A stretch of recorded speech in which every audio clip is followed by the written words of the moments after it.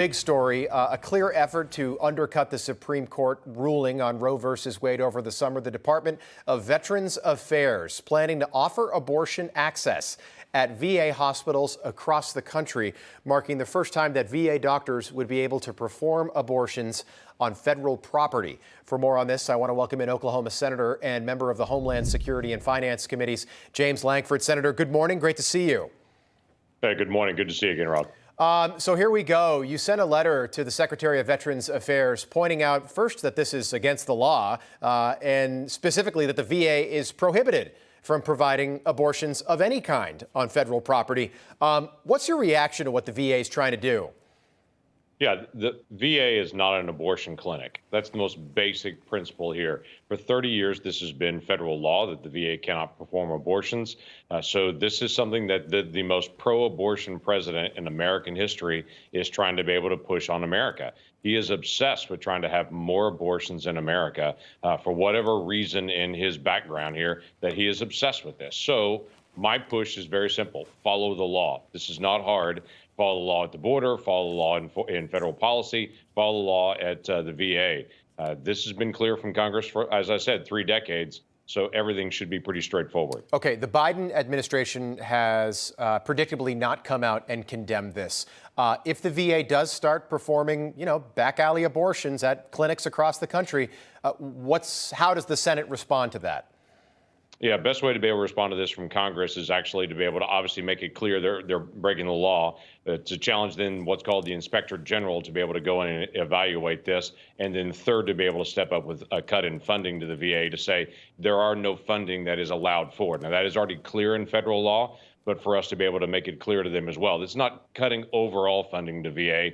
This is saying VA does not have money to be able to perform abortions. That portion is separate so that federal law can actually be applied. Senator, I want to get your reaction to how the issue of abortion might affect the midterms in 62 days. The New York Times with an article out earlier this week saying women are so fired up to vote, I've never seen anything like it. Basically, the implication is that more women are registering to vote and that this is going to help Democrats keep the Senate come November the 8th. What's your take on that?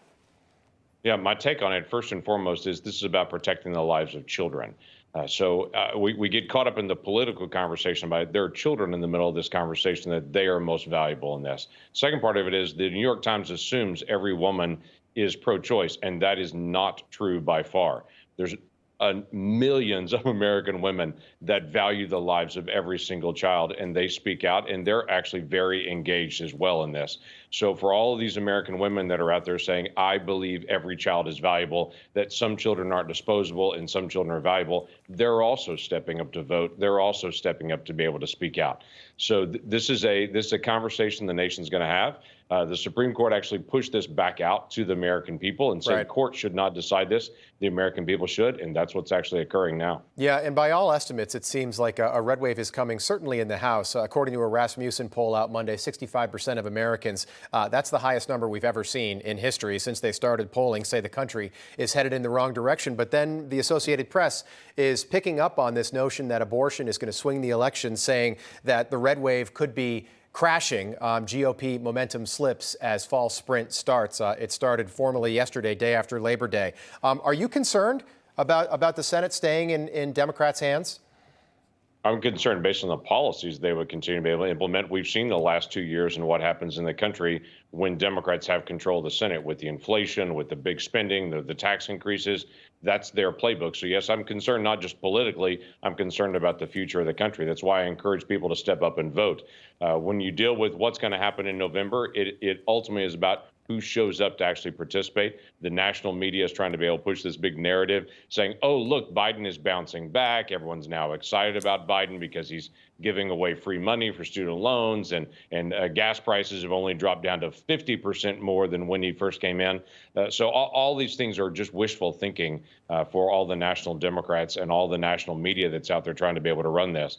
I think this is all about people actually engaging and showing up to vote. All right. So that's what I encourage people to do and speak out. Got it.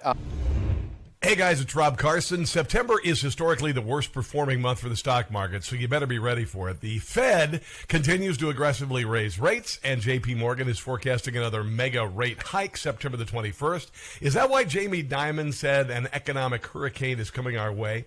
Well, gold and silver have remained remarkably stable despite the Fed aggressively raising rates today.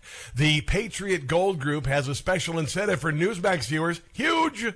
Now precious metals investors can enjoy the no-fee-for-life gold and silver IRA on qualifying rollovers, or enjoy free, discreet, insured shipping on all direct gold and silver purchases. Here's the number, 800-356-4470. Call 800-356-4470 today.